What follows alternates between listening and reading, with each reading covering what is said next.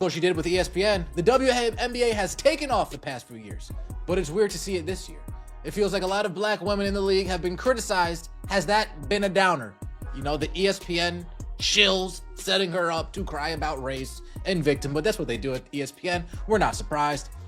It really has, in my sense, because it feels like it's not like we're timid, but it's like you don't want us to do stuff.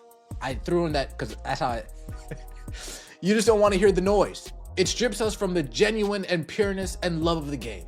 Just like, I don't even want to go down this road. I know it's going to be some idiotic person that's going to talk crazy, and then I have to continue to take the high road, aka. It only took a few fleeting seconds. No heated argument, no words exchanged, just a look, a single glance captured on camera. And somehow, that quiet moment revealed more about the current state of the WNBA than any carefully crafted press conference ever could. When A'ja Wilson, the two-time MVP and undisputed face of the league's most dominant franchise, turned her head during an NBA game and locked eyes with a fan wearing a Caitlin Clark jersey, the energy in that moment shifted instantly. Not because anything was actually said aloud, but because everything simmering underneath suddenly became impossible to ignore. That split-second exchange has now been replayed millions of times across social media, slowed down frame by frame, zoomed in, transformed into memes, and argued over like it's crucial evidence in a trial. Some observers saw insecurity written across Wilson's face. Others interpreted it as frustration boiling over. Some dismissed it as a harmless coincidence blown completely out of proportion by the internet. But here's the undeniable truth. Nobody can argue away.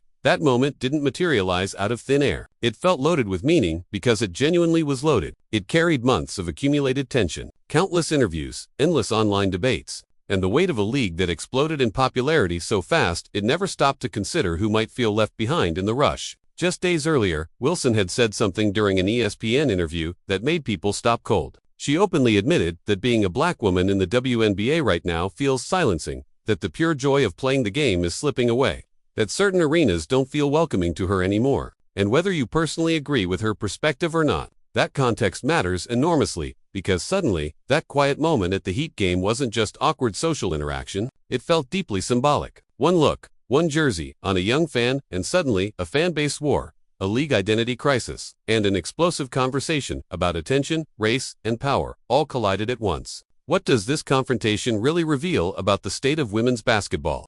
It happened in a place where nothing dramatic was supposed to unfold. Not inside a WNBA arena during a heated playoff game.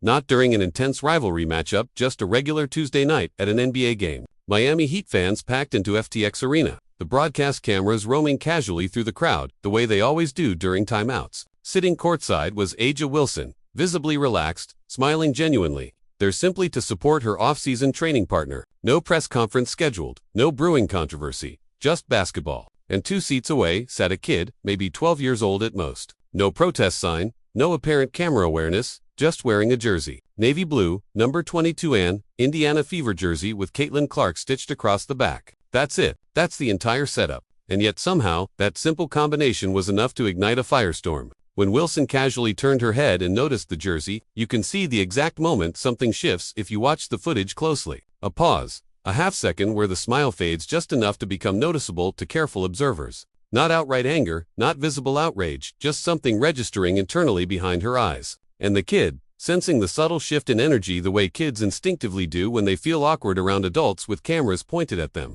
did exactly what you'd expect. He turned away uncomfortably. No words were exchanged. No dramatic reaction beyond basic body language. And yet, within hours, the internet had collectively decided this wasn't nothing at all. It was a powerful symbol. The clip spread like wildfire across social media because it fit perfectly into a narrative that was already boiling beneath the surface. Fans didn't simply see a superstar attending a basketball game anymore. They saw tension made physically visible, captured on camera. A league veteran sitting mere feet away from the face of the future, represented by a jersey on a child who didn't even realize he'd unwittingly become part of an ugly culture war. Some dismissed it as completely overblown. Others called it genuinely revealing. But either way, the reason it went viral had absolutely nothing to do with what actually happened in those 5 seconds, and everything to do with what people already believed was happening behind closed doors. Once that confirmation exists in people's minds, it doesn't matter how insignificant the moment actually was. The story has already started writing itself. What was really brewing beneath the surface?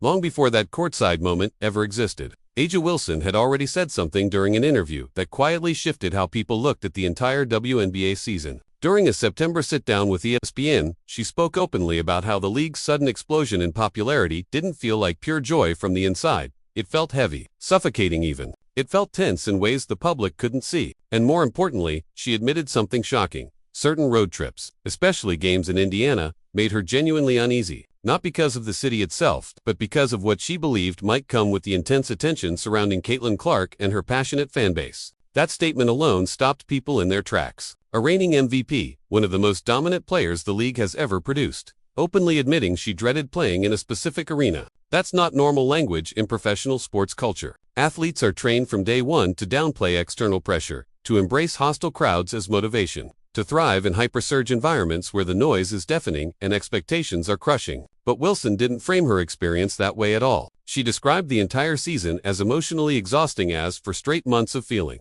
like she constantly had to choose between silence and public scrutiny. She explained, it felt like damned if you do, damned if you don't, that no matter how she carried herself, how mature she tried to be, or how carefully she chose her public words, there was always another wave of criticism waiting online. And crucially, she wasn't just speaking for herself. She deliberately framed it as something many black women in the league were experiencing together, a collective feeling that the surge of mainstream attention wasn't lifting everyone equally, that certain stories were being amplified while others were being quietly pushed aside. It's absolutely critical to be clear here. Wilson wasn't directly attacking Clark personally. She never accused her of any wrongdoing or deliberate harm. What she expressed was deep emotional fatigue, a genuine sense that the league she helped build was changing so rapidly that she didn't recognize her place in it anymore. But once those raw words were out in public, the interpretation spiraled completely out of control. Some fans heard vulnerability and pain. Others heard bitter resentment. And many took it as definitive proof that something much deeper was brewing beneath the surface. Because when a player of Wilson's stature and accomplishment says she feels fundamentally uncomfortable in her own league, fans don't hear nuance or complexity, they hear conflict, plain and simple. Could this tension destroy everything the WNBA has built?